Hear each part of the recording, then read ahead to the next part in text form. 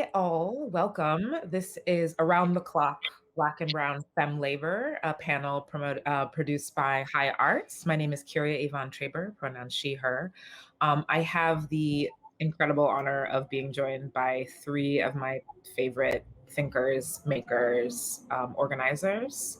Um, we have Adaku Uta, who is an Igbo queer teacher, organizer, healer, and ritual artist committed to cultivating movements that are strategic, sustainable, and mutually nourishing. For over 20 years, her work has centered in movements for radical social change with a focus on gender, reproductive, race, youth, and healing justice, alongside Harriet Tubman. She is the co-founder and co-director of Harriet's Apothecary and is the organizing director at the National Network of Abortion Funds. And I'm joined by also Jillian Walker, a singer, writer, playwright, composer, cultural and spiritual worker, dramaturg, thinker, and anti-disciplinarian devoted to remembering ancestral ways through her work and life. She draws deeply on her training as a dramaturg, her Afro-Indigenous studies, and the ongoing work of Black feminist thinkers to bring her sacred workings to the stage and beyond. And then we also have here Amita Swadhin, who is an organizer, educator, storyteller, and strategist working to end interpersonal and institutional violence against young people. Their work stems from their experiences as a non-binary femme, queer person of color, daughter of immigrants from India, and years of childhood abuse by their parents. They are the co-founder and co-director of Mirror Memoirs, a national abolitionist storytelling and organizing project intervening in rape culture by uplifting the narratives, healing the leadership of two-spirit, transgender, non-binary, intersex, and queer, Black, Indigenous, and of color survivors of childhood sexual abuse. A power panel, a dream panel in many ways. Before I invite them to speak, I want to first frame where we are. This is being recorded on March 24th, 2021, which is about a week after shooting deaths in Atlanta killed 8 people, most of them Asian women. We are in the tail end of, hopefully end, don't know actually, of the global pandemic of the coronavirus, which has disproportionately impacted Black and Brown communities. We are still in the midst of the revival of a civil rights movement for Black Americans. And we are facing many, many other tragedies. And we are, all of us, quite exhausted from a year of international extreme grief and another heightened week. And I want to start with acknowledging that the four of us on this panel are just as much impacted by that as we are doing work to disrupt and shift and heal towards that. So I'd like to ask Adaku, how are you doing? Such a grand and majestic question. First of all, I want to offer a lot of gratitude. I'm feeling so grateful to get to be in this sacred virtual circle that we're in right now with each of you. Thank you for your labor, Kiria, and pulling all of this together, thinking about how we might be in conversation. And uh, I'm also feeling, grateful for the communities that I'm connected with right now, specifically Harriet's Apothecary and Black Organizing for Leadership and Dignity. I'm fresh off, literally right before this call, coming off of a organizing training for organizers across the country who are centering reproductive justice work in this particular moment, and feeling both the inspiration, the exhaustion, and the creative interventions that people are making in this time. And my body feels stretched in an ocean of grief, feeling the weight and the impact of ancestors gone too soon, and ancestors that are still grieving throughout time, and trying to be with the lessons that are coming in this moment, and also feeling like I'm in right relationship with my particular purpose in this moment, and having a lot of questions about what's the best way to show up in this time, given my capacity, given what I'm noticing about my people's capacity, and how we're being impacted right now. And I'm hella curious about what each of you are also going to be sharing in this conversation and ready to learn alongside with you. Thank you so much for sharing all of that. Jillian, how are you doing? Ooh, um, also really grateful to be here. Right before jumping on, I stopped avoiding my rage, uh, the rage that has been bubbling up over the last week or so in this sort of in this recent swell of violence, which is also not ever ending. Um, but I stopped avoiding it right before the call, and uh, so I'm being with that in the midst of being with all of you, and it's actually feeling really restorative right now, like in my body. It's feeling restorative. Um, and I'm feeling transported by already just Kiria, the way that you have grounded us in the context that you have created for this container, and hearing each of Adaku and Amita's bios as well, and mine. I was like, oh damn. So, so I don't know what that means yet, but I want to find out. That's how I'm doing. I want to find out too. Thank you. Amita, how are you doing? This is a daily practice to try to be in my feelings and not in my thoughts. How am I actually doing? I think I am holding the duality of my own hope as the season shifts. On a deeply personal note, I was able to make plans to finally drive east. I'm from the New York City area, and this is the longest I've ever gone without seeing my grandmother and my little brother. Uh, just renewed my lease after a year of a lot of housing instability. So I'm just deeply in a place of gratitude. Um, and also the anticipation and grief around knowing that in Mirror Memoirs, in the community that I'm um, co-cultivating, co-stewarding, that is largely uh, being led by transgender and non-binary Black, Indigenous, and Latinx survivors of child sexual abuse, many of whom live with various trauma-related disabilities and chronic illnesses, in addition to having to face constant state and civilian hate violence. This year has been a year in which many people in my communities have been more resourced than ever before, as hashtags like Black Trans Lives Matter have gone viral, as people have gathered in record numbers publicly in solidarity. And I am feeling a little bit of anxiety as more privileged communities reopen, that many of my people, in order to keep up in capitalism, will have to be subjected to the constant ableism and transphobia and, of course, anti-Blackness and white supremacy that is required to navigate through public space outside of our Zooms and our homes. So I'm just feeling that weight and that anxiety and that uncertainty, as well as I'm just deeply grateful to be hopefully able to see my family and my home soon.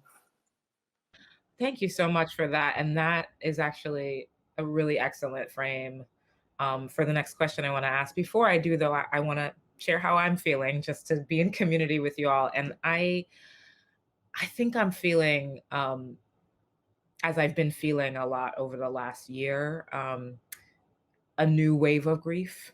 And I feel like I've been in a profoundly new relationship with grief as a human since the pandemic began.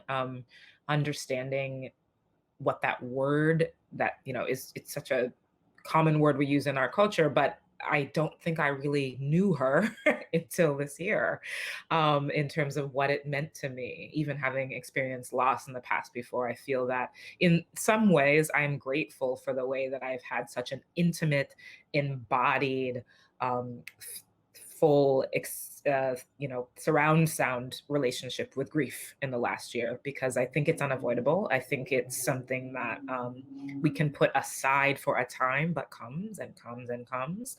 And the ability to start to develop and cultivate some sort of intentional relationship with grief is something that at the very least, I'm grateful for that. And so, as you said, Amita, we've had a very interesting, almost like,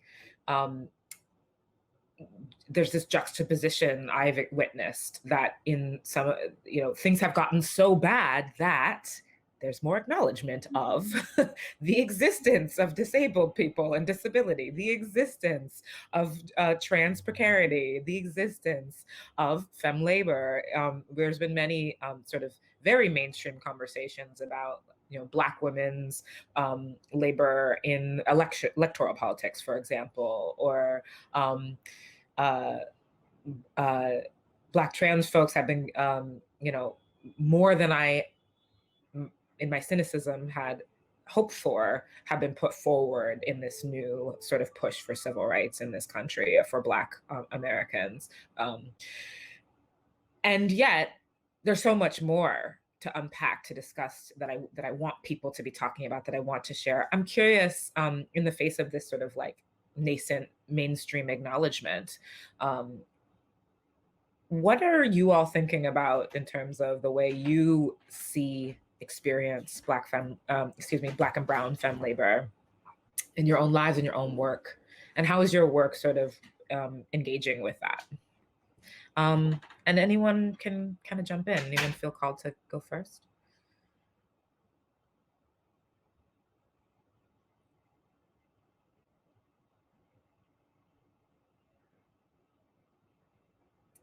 Can you repeat the question? Yeah. So just thinking about, there's some mainstream conversation for maybe the first time or in new ways around femme and women's labor, and the existence of more of our intersectional identities and showing up, just acknowledging. Beyond acknowledgement or deeper acknowledgement, what do you think of when you think of your labor as a Black woman, Jillian?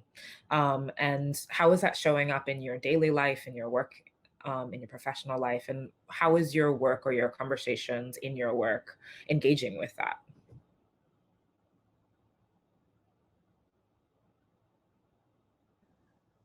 Okay, thank you.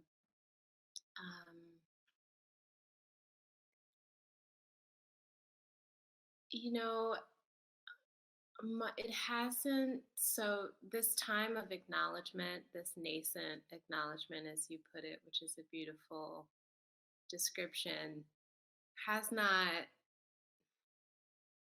that this acknowledgement hasn't shifted my questions.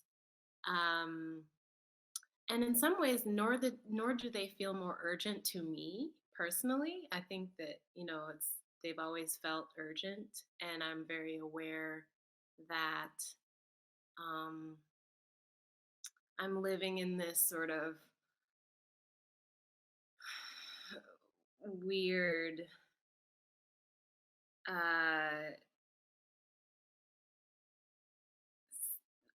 I don't know how to put it, but tension of producing work and doing labor that comments on Black femme labor for for whom? For the collective,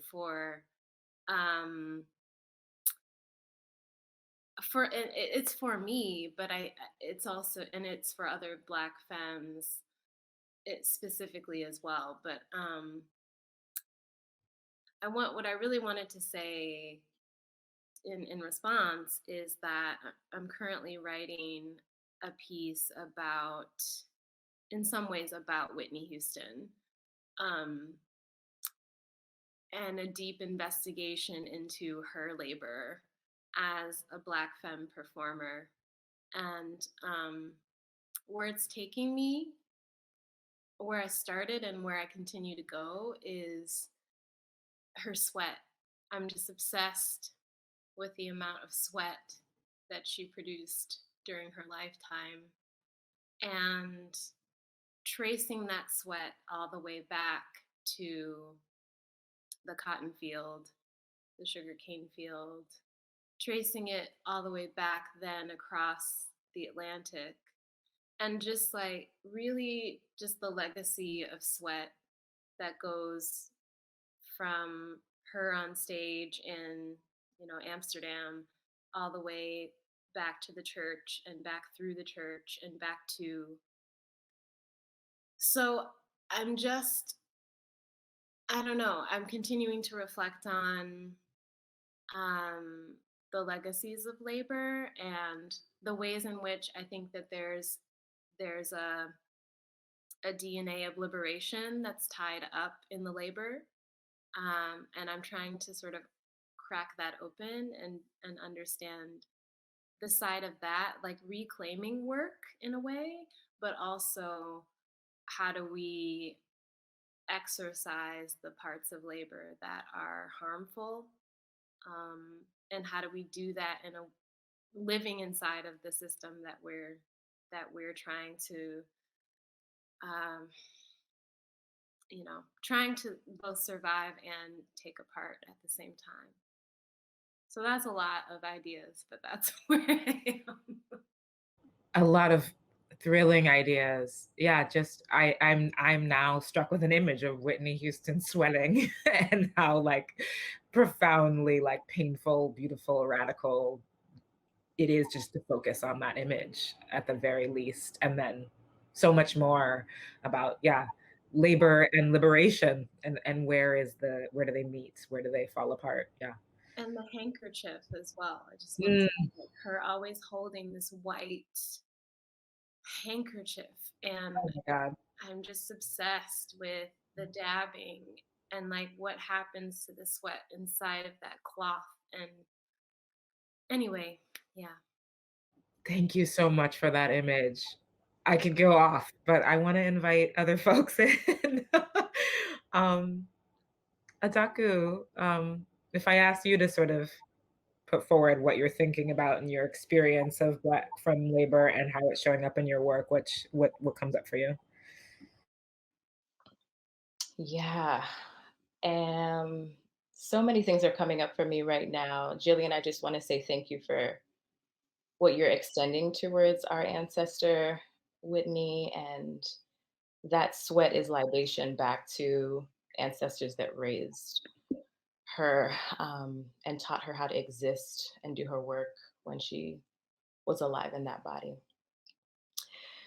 So for me, I mean, even before I was an atom in my mother's womb, my life was already being shaped by expectation around feminist, femininity, being a dark-skinned person.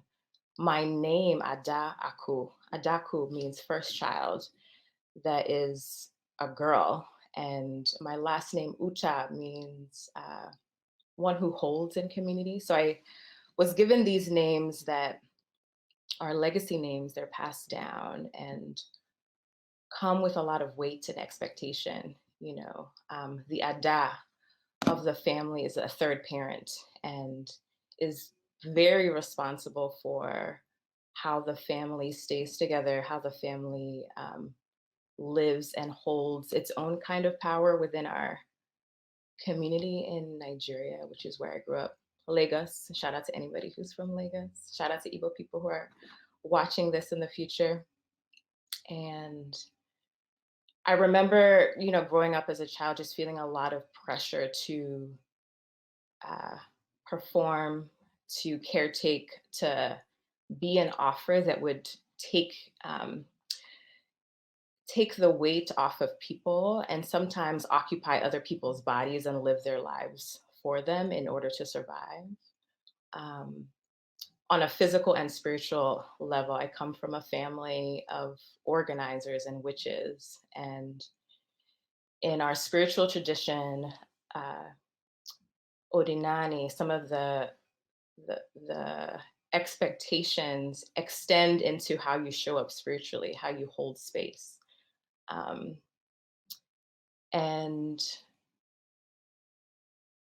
it was a lot. It was a lot, and it's obviously really shaped the choices that I've made around the kind of work that I do. A lot of the work that the way that I extend my life force into the world, the way that I love Black, um, brown people in particular, is through healing and organizing and uh, and the arts and ritual. And I'm clear that like I love doing that shit. Like that is my jam, and that's as I said earlier, is deeply connected to what I know in my bones in this moment is my purpose. Like I'm really, really clear about that. And there have been different moments in my life where I chose certain positions or stayed in um, different kinds of organizational relationships, organizing structures, creative partnerships, because I felt like I had to because of the expectations placed on me as a dark skinned, femme, non binary person. And some of those expectations I was really conscious of, and others, because of the ways they transmit through our DNA, because of the ways that we're punished when we don't show up in response to those expectations, uh, I felt like I needed to be this person uh, that would hold labor, caretake, exist at the expense of my own well-being, and decentering myself, my own power, for the recentering of um, white supremacy and the ways that that lives inside so many of us, whether you are a white person uh, or a Black, Indigenous, or person of color. And so much of the work that I do right now,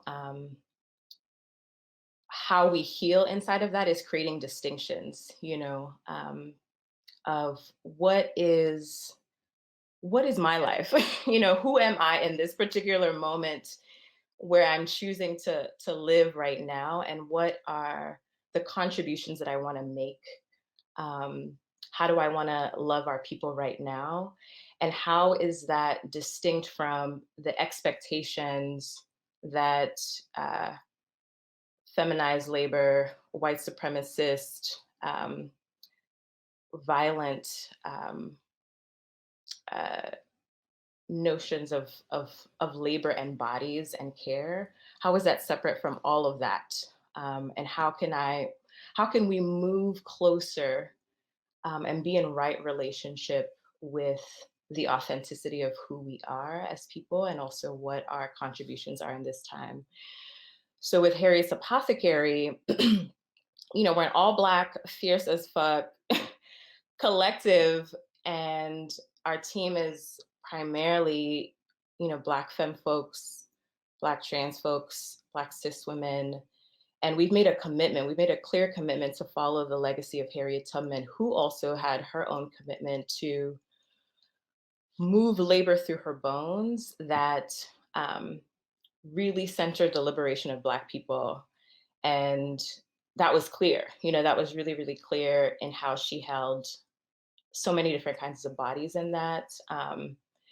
And, we are super inspired by her conviction and her declaration to keep recentering what do Black people need in order to survive? What do Black people need in order to be free? And what do Black people need in order to build the quality of relationships necessary to be and exist into the future? So we've taken that mantle on, and we've taken on this commitment of, shifting spaces that really that can transform how trauma on our bodies gets impacted, and also recentering how healing, justice, safety, and sustainability looks like in our movements.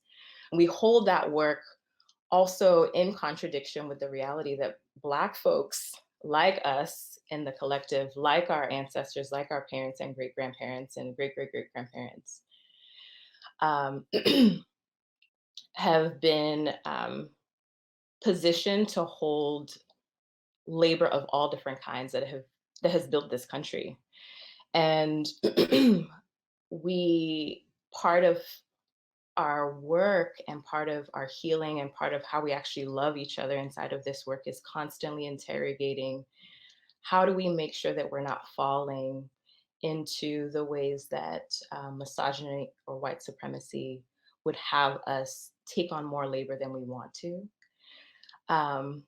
What are the ways that we might be being driven by expectations from either movements or expectations from our communities that's taking us off our center around what our contributions will be? And also, how are we recommitting to healing our own generational trauma that impacts how we heal and also shape the world, transform the world in this time, so that we keep being powerful, authentic contributions and reflections to our own selves as we are to our communities and to the world. And the last thing that I'll say is, in this particular work and in the other places that I am inside of National Network of Abortion Funds, Black Organizing for Leadership and Dignity, we are constantly contending with, how do we build power? So it's one thing to notice that, yes, Black and brown femmes are taking up labor. What are you doing to shift the conditions, the living conditions of us, that will resituate power in our hands and in our bodies? And not just on like a community level, but on a social, political, spiritual level that creates more spaciousness and more room to shift the shit, shift the shit, and make sure that our folks are able to live the kinds of lives that we desire for ourselves and our communities. Thank you for all that you just gifted us with. I just want to highlight a couple of like glimpses of phrases that are sticking with me from what you said. Whew. You said you started in your own history, which thank you for that grounding. And you said, I felt like I had to be this person. And you finished that sentence with what that meant for you. But that phrase in and of itself just means so much to me. Like, I felt like I had to be this person who cares for, takes care of, handles. That in and of itself is a meditation for me to sit with. And then asking the question, what is my life? What is mine? You talked about Harriet Tubman, and and how she inspires and grounds the work that you started with, and how you continued throughout what you were saying, talked about the body, and not as a metaphor, but literally in the bones, in the sweat, in the muscle, linking back to Jillian and the sweat of a pop star and a worker in the field, and how they're not disconnected. And then how do we resist these white supremacist, misogynist forces that require us, make us think that we must take on more work than we can, than we should, than our bodies can actually handle. That is an intergenerational question, a transgenerational question. We actually have to reach back into our ancestry and work from there. And that building power is also going to be an embodied thing, not just a structural policy on paper, but it has to be in our bodies. That's just summarizing some little glimpses of what I'm taking from what you just shared. Thank you. Amita, I want to bring you to this question and conversation. What are you thinking about in your own experience if I ask you about Black and brown femme labor and your work and your writing, your advocacy, your organizing? Well, I mean, first, thank you, Adaku. I feel like every time we get to be in conversation where I even get to hear you talk, there is deep mirroring, and I'm using that word intentionally. So I appreciate you, and it's nice to be in circle again. Um, There's no way to answer your question, Kirya, without me just having to unpack this word brown a little bit, just acknowledging that I am a non-Black person on this panel. And what does it mean in a US context to use this word? It's not a word that I use at this point in my life. I'm in my 40s now. It was a word that was very important to me in my 20s. And I want to just name, there's a lot more that's been written about it. One person who I think has written and talked beautifully about why that word is not as useful in an organizing context is my friend Edzi Betts, who is a Black trans Filipina Blackfoot femme here in Los Angeles. But I think in a US context, if the goal is liberation, then we need to look at the violence of the state and who the state aims its apparatus at. And there actually isn't an apparatus aimed at a race called brown in the same way that there is state apparatus directly aimed at people who get racialized into the construction of Blackness according to the white supremacist gaze, which I think is just a very different gaze than how Black communities may define yourselves. Also, like the state apparatus towards Indigenous people, not all of whom are necessarily racialized brown. But when we look at the history of this country, it's less, I think, about whether you look brown or not. That said, of course, I think being someone who is from the South Asian subcontinent and specifically the land that is now called India and Pakistan. My dad is from Punjab on the Pakistan side before partition. There's also no way to talk about that, the liberation of my own bloodline and more broadly speaking, my diaspora without talking about an end to American imperialism, right? And in this ongoing war and occupation in places like Afghanistan and Pakistan.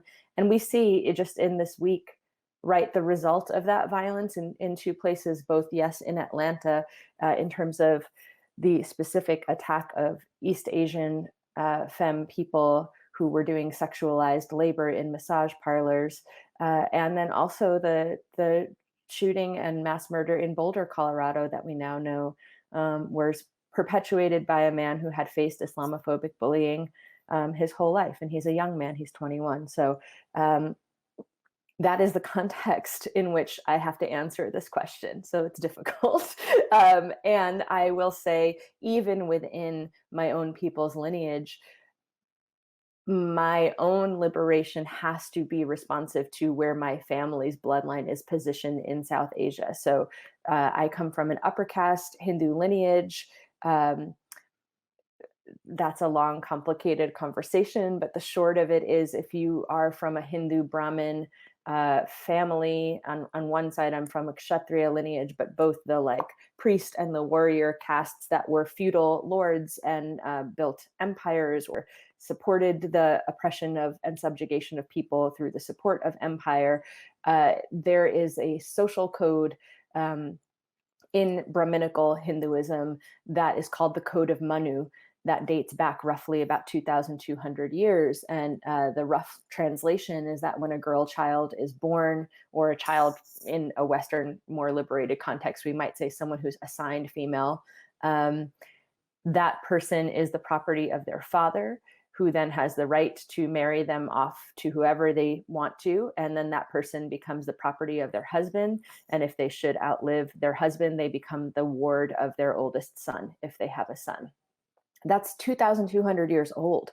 So in order to work for my own liberation, yes, my family were freedom fighters. They were socialists. They fought against the British Empire and later the Portuguese Empire and occupation in India. My grandparents on my mother's side met in the movement.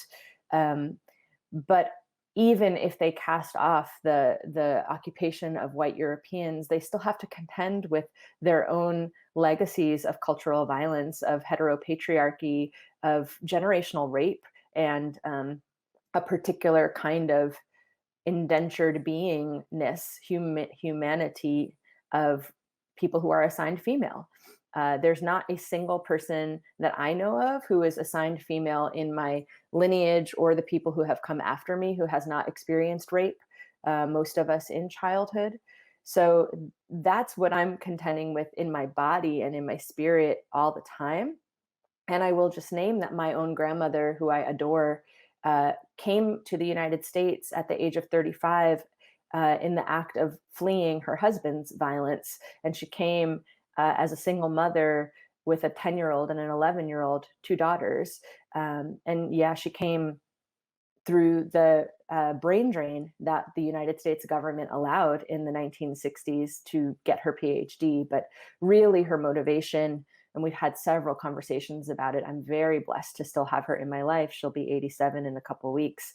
But she's very clear that it was about wanting a better life for these assigned female people that she had brought into the world.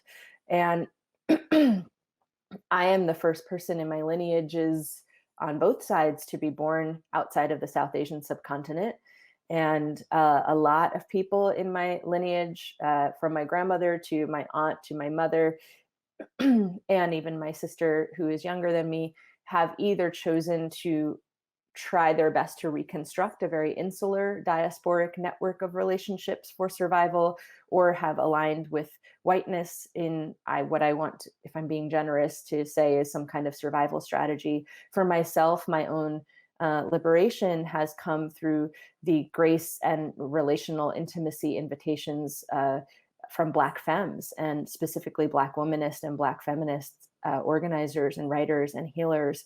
When I was in college and I first started speaking about being a childhood rape survivor and experiencing that violence in my family, it was other South Asian femmes who were mostly wedded to heteropatriarchy who told me to be silent.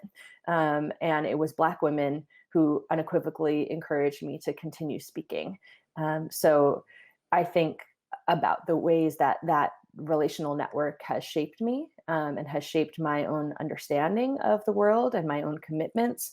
I will say that where I have found the most community in the umbrella called Asian American is with other queer and trans and non-binary people, because of course we are forced to contend with how the heteropatriarchal cultural legacies that we have inherited and that move through our body minds inherently are violent against our own humanity and our existence. So I think that there is a debt to be paid when your lineage can find freedom from what is wrong in your own cultural traditions by leaving. And then you have to contend with being a settler in someone else's land, and a land that is inherently based on the oppression of Black and Indigenous people.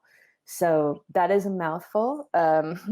That's how I think about it and engage with it. And I think a lot in terms of what I am co-creating. I'm co-stewarding Mirror Memoirs with a board that is all Black, Indigenous, and Latinx and Asian, queer, and trans people who were raped as children or sexually assaulted as children, mostly trans, Black, and Latinx and Indigenous femmes.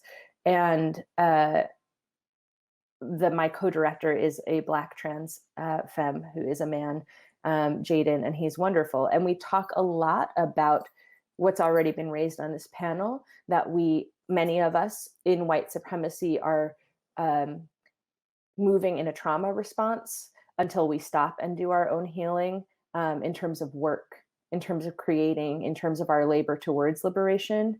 And it's not like the oppression against, broadly speaking, our people has ended just because we've survived our childhoods. And so how do we rewire our stance towards liberation to honor our agency, our autonomy, our rest, our ongoing healing without a finish line, because the trauma is without a finish line. How do we honor our sustainability? And for us, we've been leaning very much into the teachings of mycelium for the past few years. My maternal cousin, Sarah, is a mycologist, and we've done psilocybin mushroom journeys together, and our mothers are sisters, and it's been very beautiful. But what we know from the teachings of mycelium, a form of life that connects literally through the soil, connects everything that is growing in that soil. It shares resources and nutrients across everything that it touches, but it also shares toxicity if there is toxicity in the mycelial network. And so increasingly our commitment in Mirror Memoirs, as we are building infrastructure of an organization or a container that grows out of 60 stories originally, we are also constantly learning the practices of transformative justice, healing justice, and disability justice that have been shaped by so many Black and of color femmes, really, to examine our relational network and to make sure that to the best of our ability, what we are spreading through that network as we form bonds with each other is not toxic and is in service of our healing and our love, whether that be through resource redistribution. Mutual aid is so popular right now, but our peoples broadly have always been doing it to keep each other alive in the midst of so much violence. And, always grateful in Mirror Memoirs for the example of Marsha P. Johnson and Sylvia Rivera, who I think don't get talked about enough when we talked about this frame of Black and of color, specifically Black and Puerto Rican trans femmes, trans women. And I'm so grateful to Tourmaline, who has unearthed through their archival research some of the first videos I ever saw of both Marsha P. Johnson and Sylvia Rivera actually talking and moving when they were in that form in this world. Sylvia Rivera was very outspoken about being a child sexual abuse survivor and running away from home at 14 and landing at the Christopher Street Piers because it was one of the few places that homeless trans youth who were non-white could gather and build their own relational network, and then having to exchange her body for survival purposes, and then meeting Marsha P. Johnson and becoming friends, and both of them sharing the desire that they wanted to protect other trans and queer youth of color who were fleeing familial violence and societal violence from having to do that exchange. And they pooled their resources as sex workers to rent an entire building in Manhattan and let trans youth of color live there for free. And that is a powerful blueprint for so many of us. I'm so grateful when I think about the children in our lineages, and I'm talking about way beyond blood, but the children who I think about, the kind of feminized labor that I actually enjoy. I too am the first child and had to raise myself and all of my siblings. I have 4 siblings and 2 cousins on top of that. And I'm anywhere between 4 to 28 years older than all of them, depending on which one you're talking about. And I chose not to bring more children into the world with my body, but I very much feel like I have a lot of children. And I think about how do we change the cultural norms in our society so that children who are Black, who are Indigenous, who are non-white, and who are not cisgender and not straight can avoid inherently being harmed by the family, the community, and the state, right? What would it mean to live in a world in which a child doesn't get assigned a sex in utero or even at birth? And that we all would just be grateful that there is a new being amongst us, and we nurture that new being, and we give them space and time to show us who they are, to reveal to us their divine gifts and their divine gender and their divine being. And that is the world that I feel I'm autonomously choosing to co-create with so many other wonderful people, most of whom are Black and non-white femmes. Wow. Wow. Thank you so much. And I want to first acknowledge and appreciate you for complicating and asking for a shift away from the language brown. And I appreciate that so much. And I want to name that as we were creating this panel, there was like a few shifting languages, words, and questions of our staff. We are Black, Latinx, queer, and cis, and heterosexual men, women, feminine, femme identified folks who had questions on ourselves. What is the center of this conversation that we want to have? Who should be talking? Who do we want to hear from? And I'm so appreciative of you bringing in not only your own sort of thought and cultural history that leads you to claim or not claim certain words, but also naming people that we might look to for more examples of like complicating our language. And that's something that that you so naturally, it's like you just set up these transitions that it's like we planned it. Because I want to acknowledge on this that coalition between women of color, femmes of color, has been so essential to radical organizing in our history as a nation of the United States, but also globally in many ways, and anti-imperialist struggles across the globe. But it's also fraught, right? Like coalition across many different cultural backgrounds and ethnic, racial backgrounds, the way we are racialized in our different nations of origin, the way we, as you said so smartly, Amita, like often flee something where we came from and end up settlers somewhere else. The way anti-Blackness, the way colorism, the way internalized sexism lives in all of us, just complicates our ability to come together in coalition. I think you just spoke beautifully, Amita, to how you've managed to navigate a network of support that is intersectional, and there is a lot of open, transparent dialogue about those conflicts and complications, and a lot of beautiful collaborative work coming from that. I wanted to name some other things you said that I think are one, I want everyone to know, if you aren't familiar with what mycology is, it's the study of mushrooms, which is this is not the first time I've heard that evoked in a conversation about organizing and the future, because many of us are looking to nature and natural forming structures to sort of rethink the way we orient ourselves and our communities.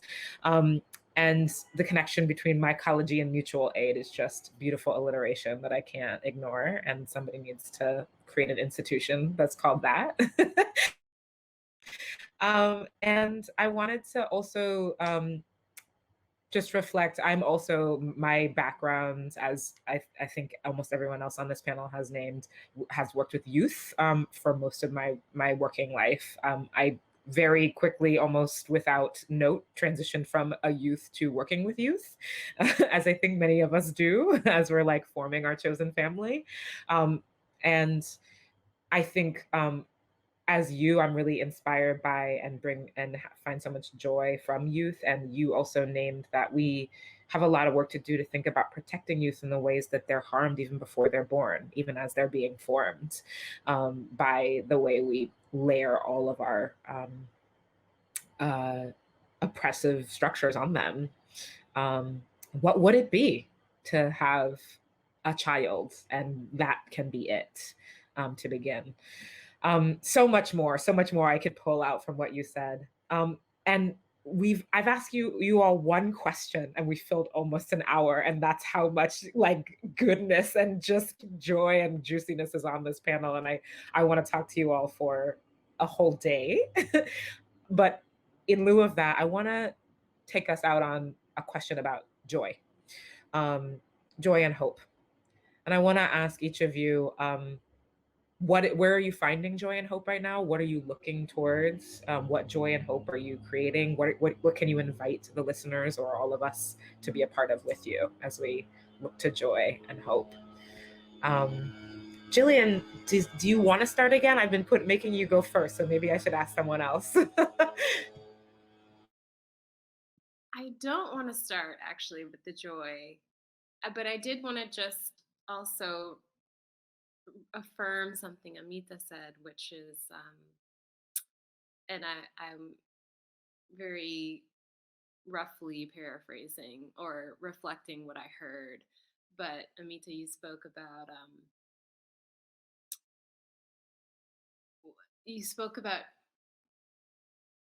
practices. What I heard, like you used the word mutual aid and then said like, which is actually a very old idea. Like this is not a new thing. So I just wanted to name that and just name the many of most, I would say, of what's happening right now is actually an act of remembrance, remembering who we actually are, were, have always been, and returning to the ways that that really live in us and that breathe through us. Mutual aid, sustainability, like all of these things that are, these hip terms are actually very indigenous ways of being that we are collectively remembering. So maybe I am answering that because I think that that's what's bringing me joy. Is like there is a collective remembrance that's happening, and it's happening massively. I'm seeing it popping up even in places and spaces that I don't expect it to be. And yeah, I think that's what I would say right now. Great. And maybe I'll ask you to come back again for another word if we have time. Adaku, do you want to speak to hope and joy, or would you please? Yes, I would love to.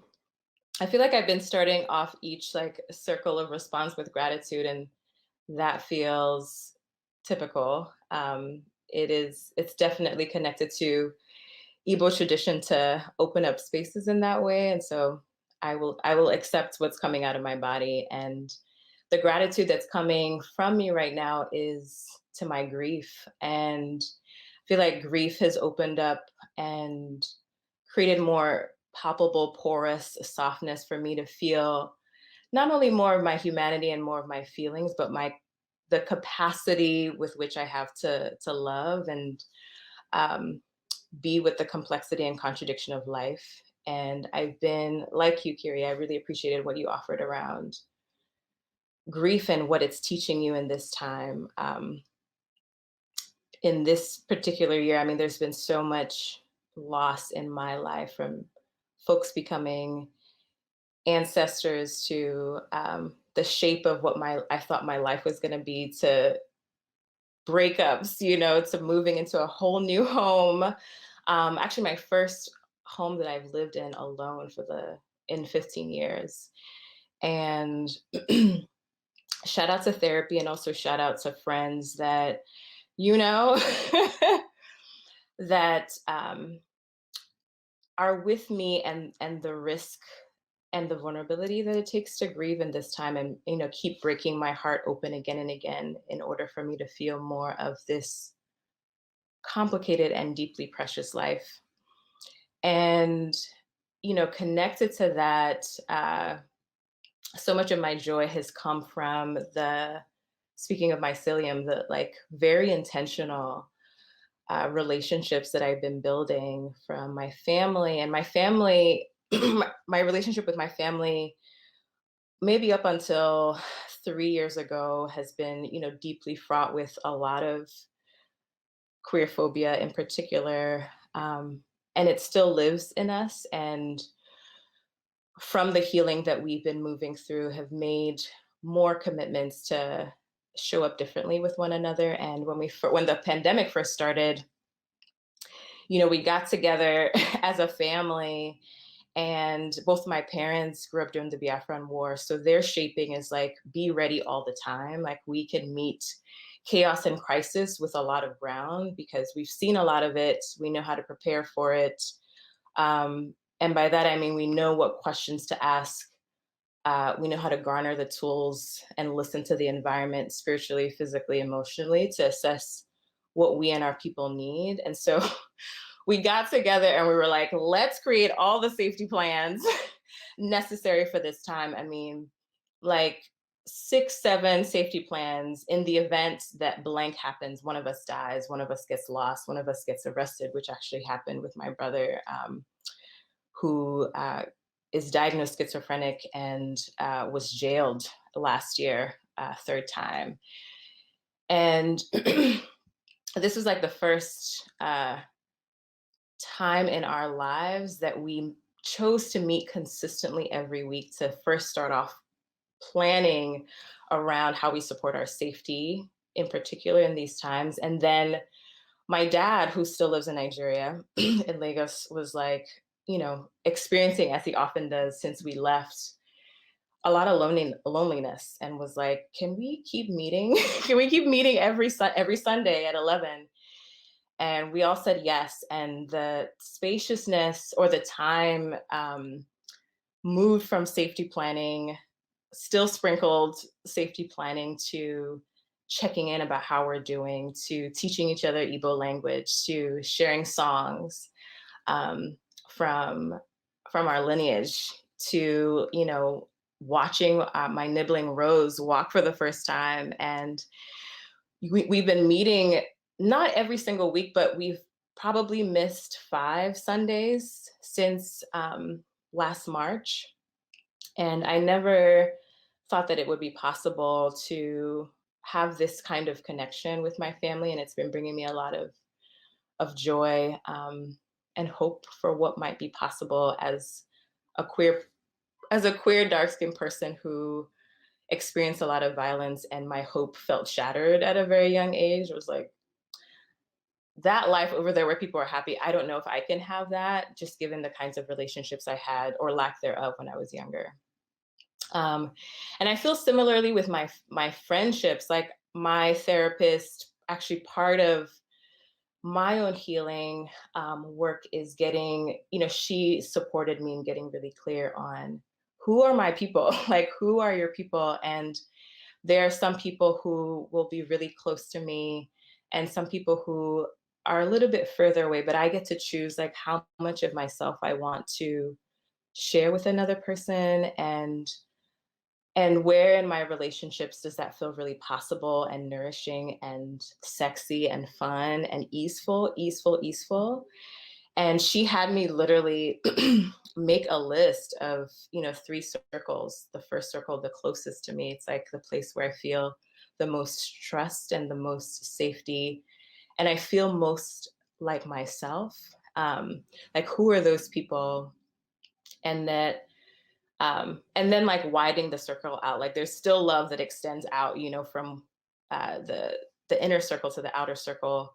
And I get to choose, like, how much and where I'm extending my energy in my relationships. And regardless of whether a relationship is amazing or whether it's, like, fraught with a lot of bullshit, like, it takes energy. It takes a lot of energy, and getting to clarify and keep clarifying what are the kinds of relationships that I want to move closer to right now, that are in service to my life, and our collective lives, depending on who I'm choosing, feels really important and has been vital to my joy.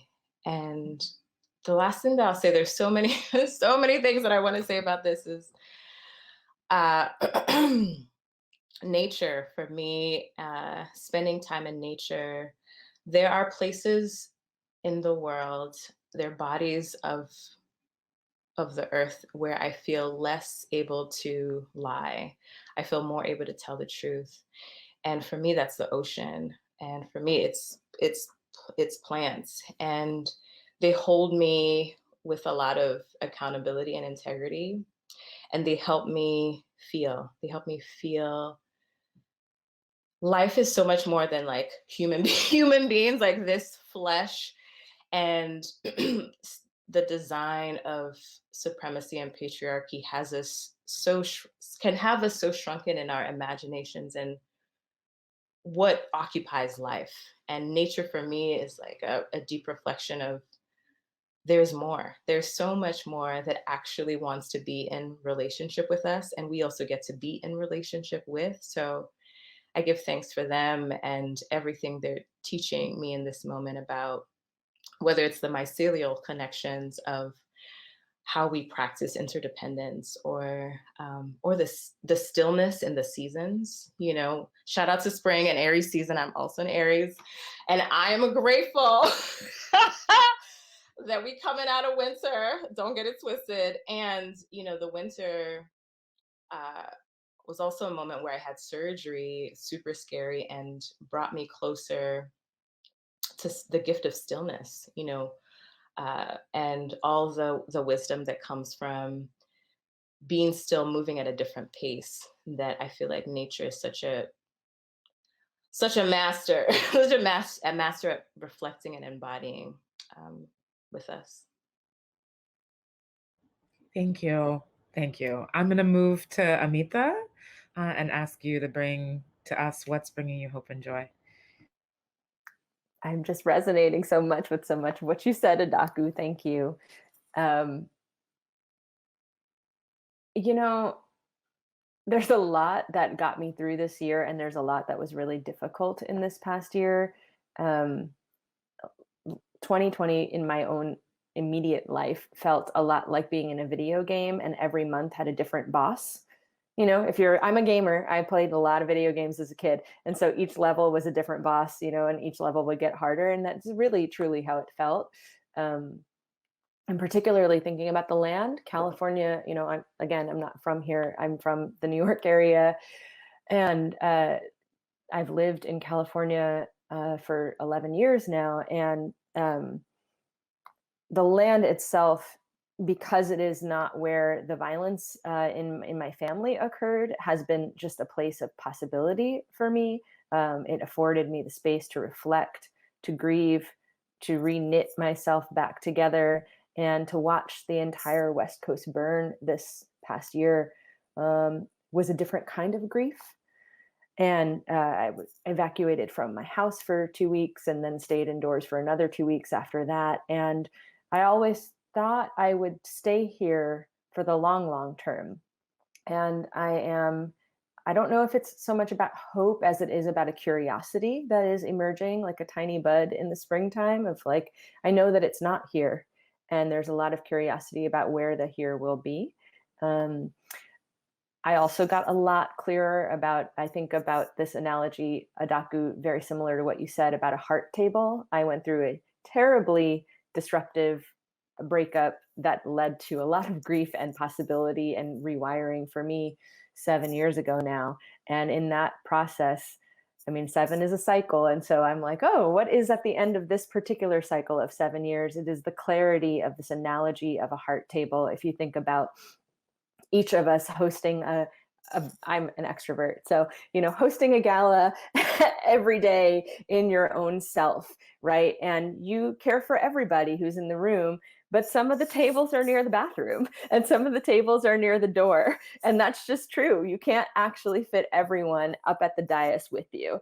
And so you think about the seat at your heart table being truly the most precious gift you can bestow upon someone, but that the standards to earn that seat, those seats should be earned, and they should be the highest standards that include things like integrity, accountability, and love with that accountability practice, reciprocity, people who maybe I include myself in this, like feel a shame spiral start when people give you feedback about accountability and who are willing to hold you through that shame spiral and allow you to experience a rewiring, right? That's not everybody. And this year has really taught me that so much.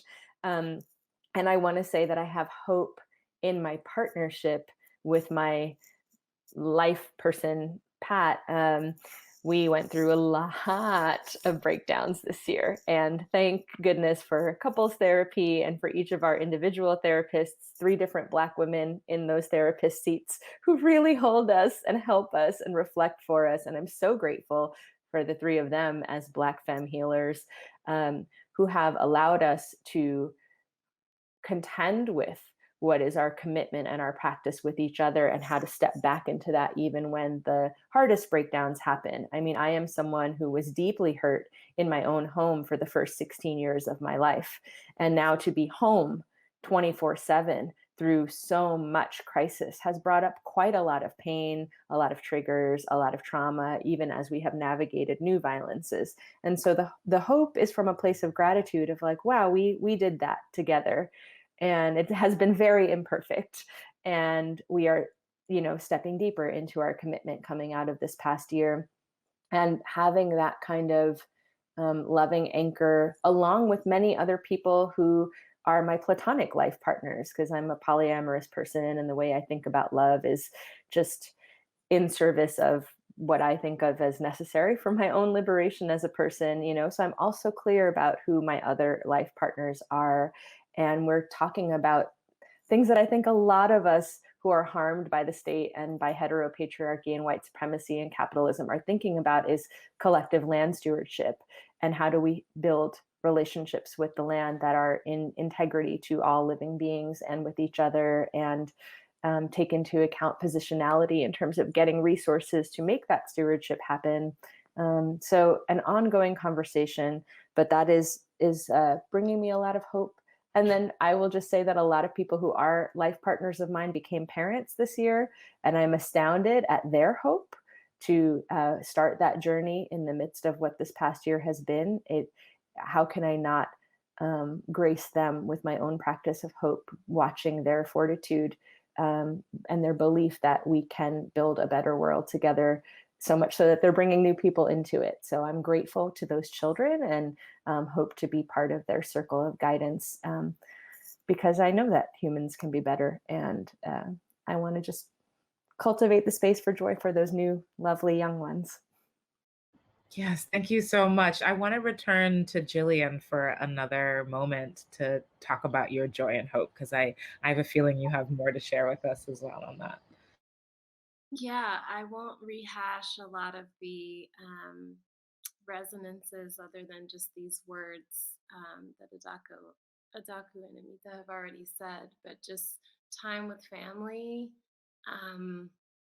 a really surprising, unexpected connection with family, all the new babies, um, and also a few people who are on my mind who are giving me hope, which is um, in my deep study of Whitney, I'm going through the lineage of those that she learned from and spent a lot of time yesterday with Chaka Khan.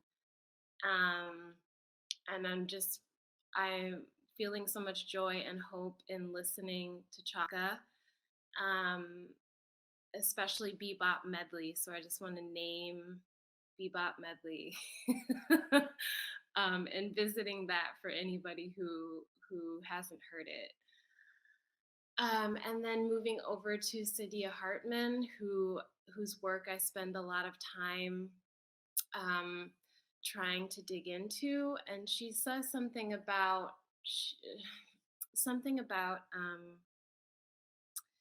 being in this world. You know, Amita evoked the fires in California, and Adaku spoke of, you know, her brother and him being jailed in the past year. But being in this world, in this anti-Black world, in this anti-femme, anti-trans, all of those things world, she talks about this world failing to yield the grammar that describes this state or these states of being. And what gives me hope is actually that in these circles and in these conversations, we are actively creating the grammar. We are,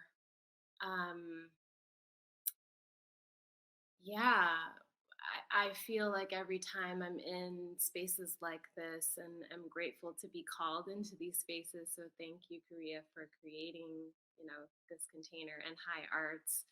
That it's not even necessarily that I'm like, oh, that's a new word or that's a new, but that the grammar actually is like the spaces between the words, and it's in the ancestors as well, who also are giving me hope and are speaking through us each time we're gathering. And so there's this accumulation of this new grammar that makes me feel really hopeful. And I'm joyful that I get to participate in this work that also includes rest. And with that, I think anyone listening can tell that we can and should talk more. The four of us, the three of you. It has been such a hopeful, joyous experience listening to you talk, for you all to respond to my call, my invitation to this panel with an affirmative yes, and then bring so much of your self and knowledge and history and labor to this moment.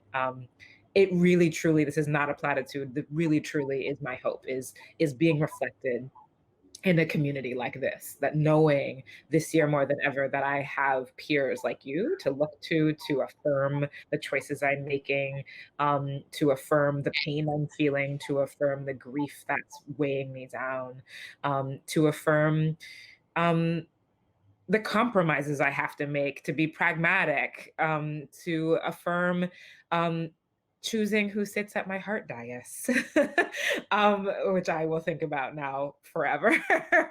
I am so, so, so grateful. And I'm going to bring this conversation to a close so we can move on to our next thing. I know we're not going to rest after this. We have so much to do, I'm sure. But I want to thank you again. And I want to send you off with a wish for more rest, and really just say that I love this. I love y'all for all of the work that you bring into the world. Seriously, was almost brought to tears in this conversation just by how much I'm affirmed by everything you're doing. So thank you, thank you, thank you, thank you, thank you. Thank you, thank you, thank you. Thank you. Thank you. Back to you, love. Thank you so much for your life. Yes, Thank you for this vision and for bringing us together. Thank you, Jillian and Adaku, for what you've shared today too. Thank you, Amita. Thank I you. hope we have more opportunities. And for those listening, please check out more at higharts.org, and check out the bios and websites of these luminaries so you can follow their work. A few of them have a mailing list that you might want to get on, for example, especially Jillian's. All right. Thank you so much, and be well.